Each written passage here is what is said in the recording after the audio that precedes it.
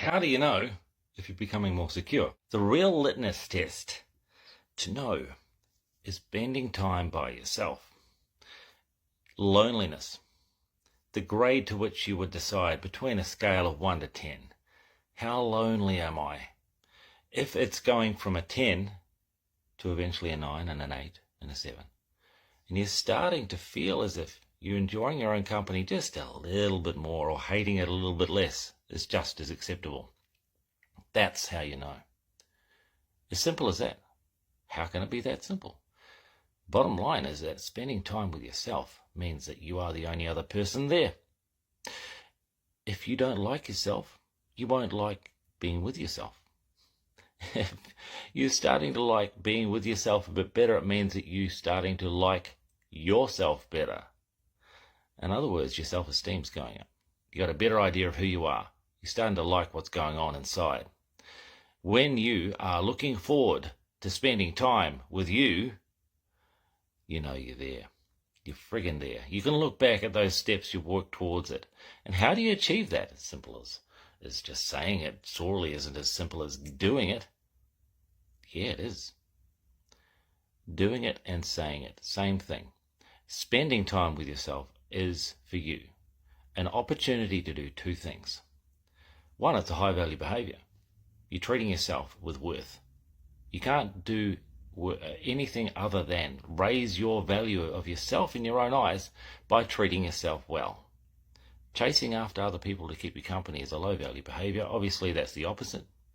The other thing it does, and the most important thing that it does, is it takes away all of the distractions, all of the other people, all the other activities, all the other action and things that will take your mind off your own thoughts.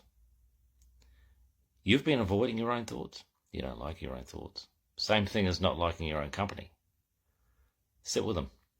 You see, this is the thing about emotions, is they're supposed to be temporary. They're not supposed to stay. And at some point in your past, you've told yourself that my emotions are uncomfortable, I want to avoid them. You never hit yourself in the head with a hammer on purpose. It hurts. These emotions hurt. Human nature will avoid them. But emotions are not a hammer.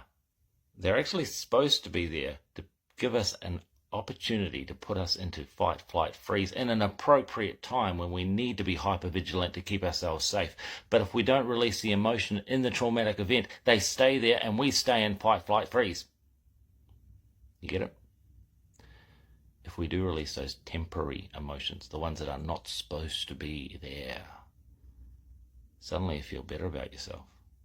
You're telling yourself, I'm worthy of my emotion.